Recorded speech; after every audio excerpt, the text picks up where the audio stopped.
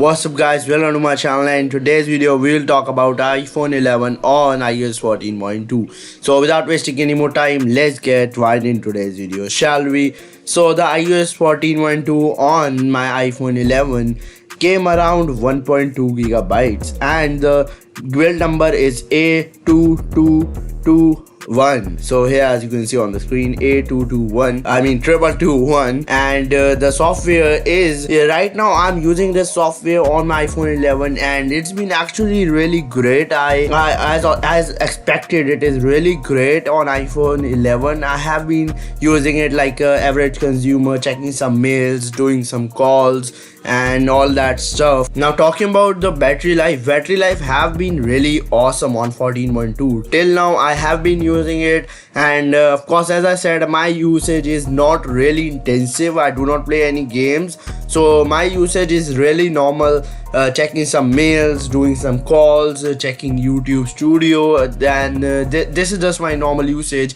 And on this usage, till I have around 70% left at the end of the day, which is really great. And my screen time was around 5 hours, so 5 hours, 30% loss of the battery. It is really awesome. I was using some Twitter and just scrolling around the feed for the whole day, and I lost around 30%, which is actually really awesome. Talking about the performance on iOS 14.2 feels almost the same. It is just a bit more refined and it is just bit more better than earlier. There are some bug fixes, so I won't say it is like million times better, but yeah, it is a bit better, so I have to point it out. So that's it for the performance department. There are some bug fixes, and this actually, to be honest, the update is specifically for bug fixes, and these bug fixes have been really great. I didn't expect it, so many bug fixes. Like earlier I was having some issues during using FaceTime, and for example, I was just using live photos in FaceTime, and I was having some issues, and those issues have been fixed now. So there are a lot of bug fixes. So at the end of the day, what is my final verdict?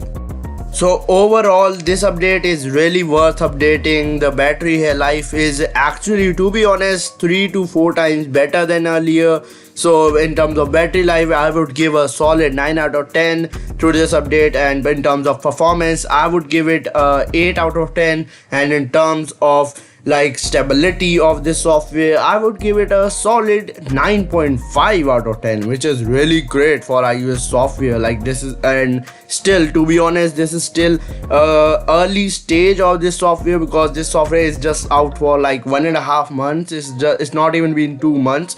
So this device have been performing really great on iOS 14 throughout. I have experienced some issues on iOS 14.1, which I will report soon on my follow-up video. So I would like to hear your opinion on this software, and I will share my opinion, and follow-up video will be out really soon. So be sure to subscribe and turn on notification. Peace out, and I'll meet you all in the very next episode. And yeah, thank you for staying till the end of the video. Peace out, and thanks for watching, and follow me on social media. And if you have any queries related to software or anything related to iOS, go ahead and DM me on Twitter. I respond to everyone. So yeah, peace out, and I'll meet you all in the very next episode.